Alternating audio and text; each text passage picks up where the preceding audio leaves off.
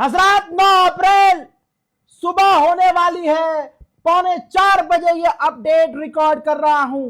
Iran ने धमकी दे दी है। परेशान हो गया ईरान, गुस्से से लाल हो गया ईरान। धोखा हो रहा है, ईरान को फील हुआ कि हमारे साथ धोखा हो रहा है। हमारी शर्त में यह था कि लेबनान पर भी बमबारी बंद होगी, लेबनान पर हमले बंद होंगे, पूरे इलाके में जंगबंदी होगी। यह बात सभी को पता है। ज्यादा जानकारी के लिए जिन लोगों को कंफ्यूजन है कि रजा भाई अपडेट नहीं आया, मेरी जान, आप YouTube चैनल पर जाइए, मेरे हर 1 घंटे में आपको अपडेट मिलेगा। वहां पहले ही अपडेट दे चुका हूं, उसके बाद मैं यहां आया हूं। तो अगर आपको इंस्टाग्राम पर मेरा अपडेट ना मिले तो मेरा चैनल चेक करते रहा करिए। एक इंसान, अकेला इंसान हूं, एक टाइम पे 2 जगह अपडेट रियल टाइम में देना मुश्किल होता है, लेकिन फिर भी सबसे पहले आपको खबर दोनों जगह दे रहा हूं। ईरान के विदेश मंत्री ने पाकिस्तान के प्रधानमंत्री शहबाज शरीफ का ट्वीट, जो सीज फायर का ऐलान किया गया था, वो शेयर करते हुए कहा कि सीज फायर की बात लेबनान के साथ भी थी। अब अमेरिका जंग खत्म करे तो हर जगह खत्म करे, वरना तो सीधा जंग में आए, जंग लड़े हमसे।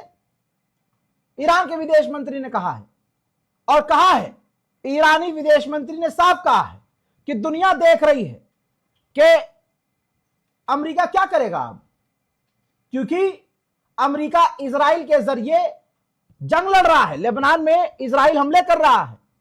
अब ये अमेरिका के हाथ में है कि वो क्या करता है, जंग को चूज करता है या सीज फायर को ईमानदारी से आगे बढ़ाता है। पूरी दुनिया में अमेरिका की, डोनाल्ड ट्रंप की हार का ढोल बज रहा है। जर्मनी जो हमेशा अमेरिका के साथ रहा है, उसके अखबार ने, सबसे बड़े अखबार ने क्या लिखा है, जर्मन भाषा में लिखा है कि ट्रंप पीछे हटा। इतना ही नहीं, अमेरिका का खुद का अखबार लिख रहा है, साफ साफ अमेरिकी अखबार ने लिखा है कि व्हाइट हाउस ने, डोनाल्ड ट्रंप ने पाकिस्तान पर प्रेशर डाला कि हमारी हालत खस्ता है, ईरान से हर हाल में cease fire, temporary cease fire करवाओ। द स्टेट्समैन, इंटरनेशनल मीडिया, देखिए अमेरिका को माना जाता है बाज। किसी देश को टाइगर का आइकन दिया गया, किसी देश को ड्रैगन का आइकन दिया गया। ऐसे ही अगर आप अमेरिका के किसी सरकारी लोगों को देखेंगे तो उसके अंदर चील बनी होगी। तो इंटरनेशनल मीडिया ने फ्रंट पेज पर क्या छापा है, देखो, चील के गर्दन में, पीठ में तीर घुसा हुआ है, चील जमीन पर है, और लिखा है the fall, how Donald Trump destroy the American empire. अमेरिकी एम्पायर को ही डोनाल्ड ट्रंप ने तबाह कर दिया। बताइए, इंटरनेशनल मीडिया कह रहा है कि अमेरिका हार गया है, लेकिन गोंडू मीडिया कह रहा है, मतलब गोदी मीडिया कह रहा है, उसके स्पेशल कुछ जैसे मानक गुप्ता, ऐसे बहुत सारे पत्रकार हैं जिनके दिल में भाजपा बसती है, मुसलमानों की नफरत बसती है, हजम नहीं हो पा रहा है। वो ये कोशिश कर रहे हैं कि साबित करें कि ईरान जीता तो नहीं है।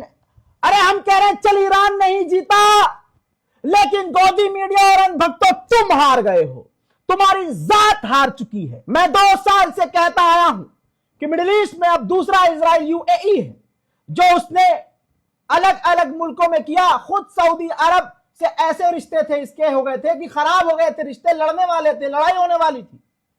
सूडान में जो भी नरसंहार हुआ यूएई ने करवाया। यमन पे कब्जा करवाने की कोशिश यूएई ने की, सऊदी अरब ने खुद कहा। सऊदी अरब बीच में न पड़ता तो सूडान में नरसंहार आज हो रहा होता और यमन के टुकड़े टुकड़े हो जाते। अब ये 2 महीने पहले की बात है। यूएई कितना घटिया और गलीज है, सोचिए, सीज फायर हो गया था। तो सीज फायर होने के बाद ईरान के अंदर एक फाइटर जेट घुसा, मिराज 2000, मॉडल का नाम है मिराज 2000, और उसने ईरान पर बमबारियां की। ईरान ने जब डेटा चेक किया तो पता चला कि मिराज 2000 तो अमेरिका और इजराइल इस्तेमाल ही नहीं करते। ये फाइटर जेट फिर किसका था? पता चला ये यूएई का था, यूएई का मिराज था। जैसे ही आईआरजी से वो कंफर्म हुआ, अगले 10 मिनट के अंदर ईरान ने बदला भी ले लिया।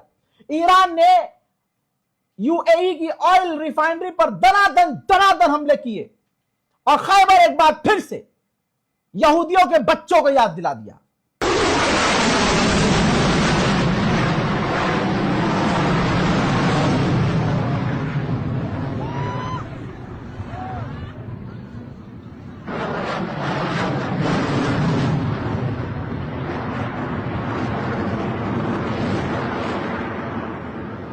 हज़रात मोहतरम इस रिपोर्ट को शेयर कीजिए।